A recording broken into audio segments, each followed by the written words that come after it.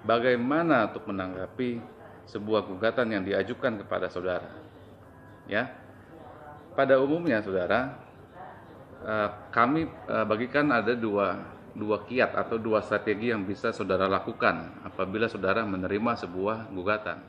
Yang pertama adalah, halo saudara, kembali lagi bersama kami di channel YouTube Pengacara Tanpa Tembok. Kalau pada video sebelumnya kami membahas bagaimana caranya mengajukan gugatan, nah, pada video kali ini kami akan bahas bagaimana caranya untuk menanggapi sebuah gugatan di pengadilan, saudara. Seperti apa pembahasannya, simak uraiannya berikut ini.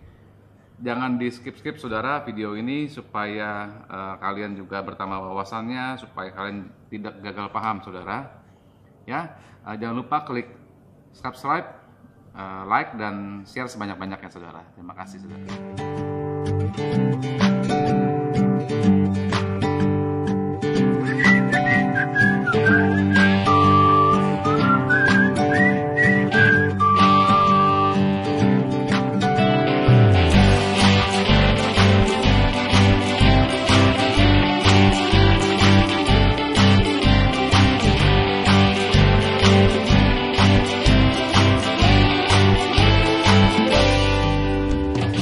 Bagaimana untuk menanggapi sebuah gugatan yang diajukan kepada saudara?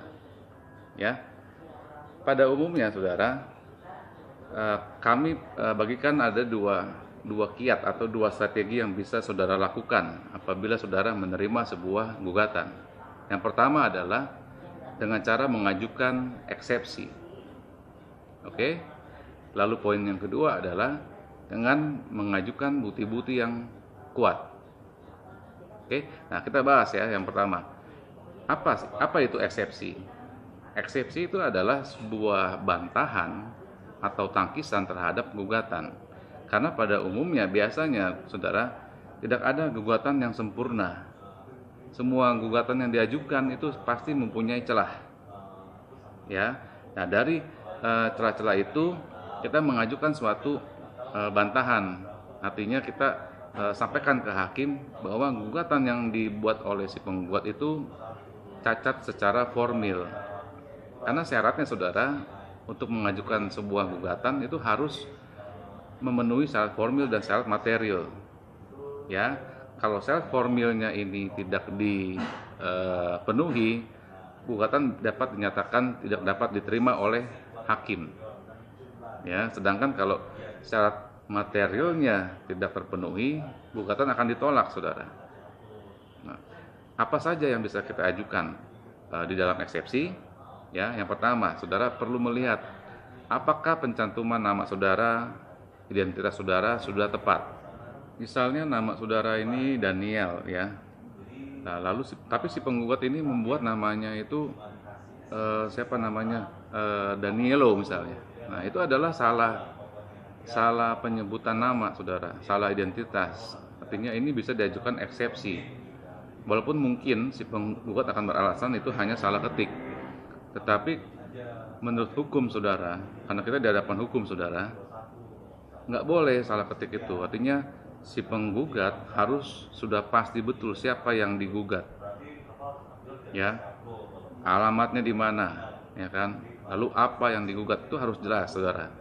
Jadi kalau saudara menerima gugatan sedangkan nama saudara salah ditulis, saudara bisa mengajukan eksepsi. Oke, nama eksepsinya adalah keliru mengenai orangnya saudara, atau error in persona. Ya. Oke, lalu strategi yang berikutnya adalah mengajukan bukti-bukti yang kuat. Saudara. Kita semua sudah pasti paham ya saudara ya. Kalau saudara digugat, itu besar kemungkinannya memang menurut si penggugat itu diduga betul-betul terjadi peristiwa yang dia sampaikan di dalam gugatannya, saudara. Artinya saudara sebagai orang yang digugat sudah pasti memang saudara ini terlibat di dalam peristiwa tersebut. Oke, tetapi perlu kita ingat, apakah gugatan yang diajukan ini dia betul-betul menguraikan peristiwanya atau dia hanya cuma mengarang saja saudara. kalau menurut saudara gugatan yang dibuat ini hanyalah karangan dari si penggugat, saudara bisa membantahnya dengan mengajukan bukti-bukti untuk menyangkal daripada argumentasinya si penggugat. Ya, supaya apa? Supaya gugatan tersebut ditolak oleh hakim. Oke, karena si penggugat berdasarkan hukum dia wajib membuktikan apa yang dia sampaikan di dalam gugatannya. Itu disebut dengan dalil pembuktian. Asas pembuktian itu bebannya adalah pada si penggugat.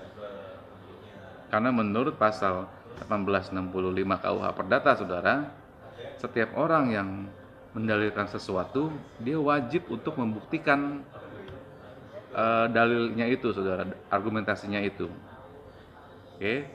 Nah, tetapi kita sebagai orang yang digugat, kita juga punya hak, saudara, untuk membantah kebenaran daripada gugatan. Oke. Nah, hasilnya adalah kalau saya balik lagi ya ke eksepsi ya. Kalau eksepsi saudara itu diterima oleh hakim, dikabulkan oleh hakim, maka gugatan akan dinyatakan tidak dapat diterima. Ya. Atas hal tersebut, si penggugat mempunyai dua opsi, yaitu pertama, dia bisa mengajukan lagi gugatan yang baru dengan memperbaikinya, atau dia mengajukan upaya hukum, yaitu banding. Oke.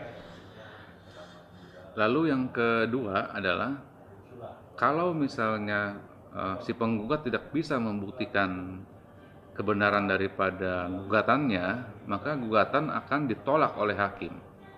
Konsekuensinya apa? Konsekuensinya si penggugat hanya mempunyai upaya hukum satu, saudara, yaitu mengajukan banding. Dia tidak bisa mengajukan kembali gugatan tersebut karena gugatan tersebut telah diperiksa pokok perkaranya. Oke, saudara, untuk saat ini saya rasa cukup sampai di sini, saudara, pembahasannya. Jangan lupa terus berlangganan channel kami, saudara, supaya kalian terupdate dengan ilmu-ilmu hukum, dengan pengetahuan-pengetahuan hukum yang lainnya, saudara. Oke, sampai jumpa, saudara. Terima kasih telah menonton. Ya, demikian yang bisa kami sampaikan kali ini, saudara.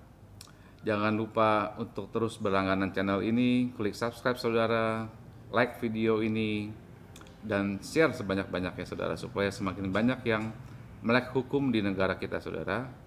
Ya, terima kasih sudah menonton. Saya Daniel Danu Prayogo undur diri dan sampai jumpa.